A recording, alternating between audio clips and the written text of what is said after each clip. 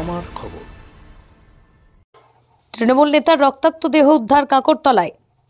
গতকাল বুধবার রাত্রি 9:30 নাগাদ দুবরাজপুর বিধানসভা এলাকার খয়রাশোল ব্লকের অন্তর্গত কাকরতলা থানার পশ্চিম বড়কোলা গ্রামের অজয় নদীর চর থেকে এক ব্যক্তিকে রক্তাক্ত অবস্থায় উদ্ধার করে স্থানীয় বাসিন্দারা। তড়িঘড়ি তাকে নাকড়াকুন্দা গ্রামীণ হাসপাতালে নিয়ে গেলে চিকিৎসকরা তাকে মৃত বলে ঘোষণা করেন। মৃত ব্যক্তির নাম শেখ মতিন, বয়স আনুমানিক 50 বছর। মৃতের বাড়ি পশ্চিম বড়তলা গ্রামে। তিনি তৃণমূল নেতা বলে স্থানীয় সূত্রে খবর। মৃত ব্যক্তির পরিবারের সূত্রে খবর, শেখ মতিনকে পাথর দিয়ে থেঁতলে খুন করা হয়েছে। ঘটনাস্থলে পৌঁছয় কাকরতলা ও খয়রাশোল থানার পুলিশ। কী কারণে এই খুন তদন্ত শুরু করেছে কাকরতলা থানার পুলিশ। শেখ মতিন খুনের ঘটনায় গতকাল রাত্রে 2 জনকে গ্রেপ্তার করে কাকরতলা থানার পুলিশ।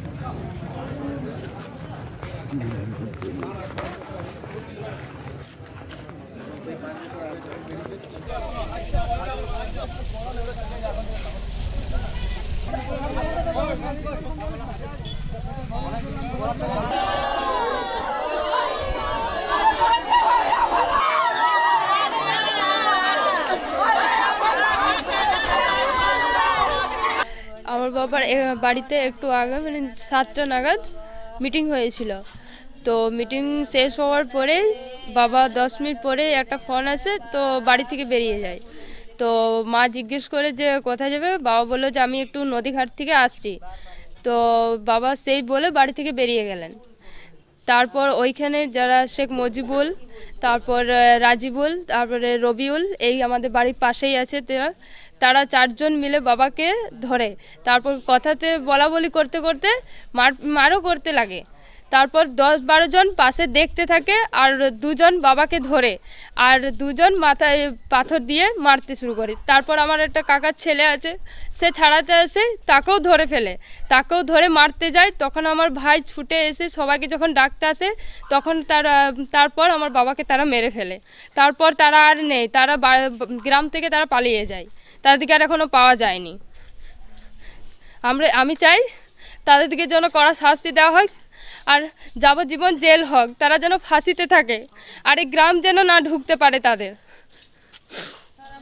গতকালকে একটা মিটিং ছিল বলছেন, হ্যাঁ। মূলত কি নিয়ে মিটিংটা ছিল, কোথায় মিটিংটা ছিল? মিটিংটা আমার বাড়িতেই ছিল, জানি না কিসের নিয়ে মিটিংটা হয়েছিল, কিন্তু যে মেরেছে সেও কিন্তু আমাদের বাড়িতে সেই দিন গতকাল আমাদের বাড়িতে উপস্থিত ছিলেন। তারপর থেকেই বাবা 10 মিনিট পর বেরিয়ে যায়, তারপরে এই ঘটনাটা হয়। মোটামুটি কটা নাগাদ এই ঘটনাটা ঘটে? ওই 7:30-8টা নাগাদ। কোনো রাজনৈতিক দলের? হ্যাঁ, রাজনৈতিক দলের থেকে তো প্রথম থেকে হিংসা করেই আছে। প্রথম থেকে কতবার এরকমভাবে ঝামেলা হয়েছে, কিন্তু আমার বাবা চায়নি যে ঝামেলাটা বেড়ে যাক। সেই জন্য বাবা সবসময় বলেছে যে না, এটা ঠিক হয়ে যাবে, কিন্তু সবসময় এটা বাবার পর ওরা লেগেই আছে। এটা হয়তো গত 6 মাস থেকে একই রকম ওরা কন্টিনিউ চালিয়ে যেছে, যাতে ফাঁকা পেলেই বাবাকে ওরা মেরে ফেলে। কিন্তু গতকাল রাতে বাবাকে ফাঁকা পেয়েছিল, তাই এটা করতে পেরেছে।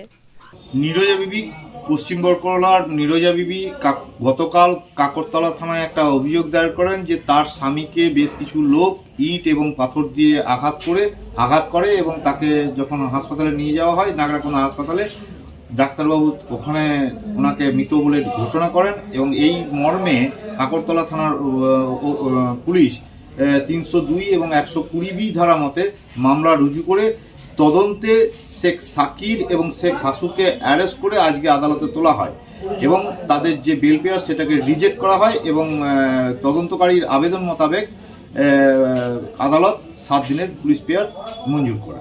জেলা স্বাস্থ্য পরিষেবায় নতুন দিনের সূচনা। এমআরআই, রেডিওস্কোপি, সিটি স্ক্যান পরিষেবা এবার শান্তিনিকেতন মেডিকেল কলেজ ও হাসপাতালে। পাওয়া যাচ্ছে অত্যাধুনিক ব্লাড ব্যাংক ও প্যাথোলজি ল্যাবের সুবিধা। রয়েছে 10 টাকায় ডাক্তার দেখানো এবং ওষুধে 62.5% পর্যন্ত ছাড়ের সুবিধা। তাই আর দেরি কেন? আজই আপনার প্রিয়জনের চিকিৎসার জন্য আসুন আন্তর্জাতিক পরিকাঠামো আর অত্যাধুনিক প্রযুক্তি নিয়ে গড়ে ওঠা শান্তিনিকেতন মেডিকেল কলেজ ও হাসপাতালে।